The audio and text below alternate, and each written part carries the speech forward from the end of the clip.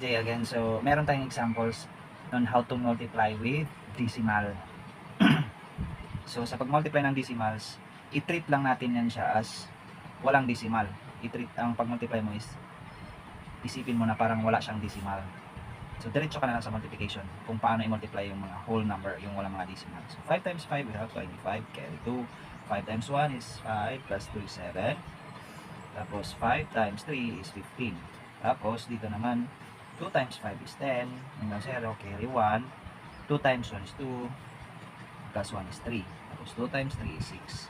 So, proceed to addition. Parang nag-multiply ka lang ng whole number. So, i-add. Bring down 5, 7, 8. 5 plus 3 is 8. 1 plus 6 is 7. Tapos, doon ka na maglagay ng decimal places kung saan. I-count mo kung ilan sila lahat.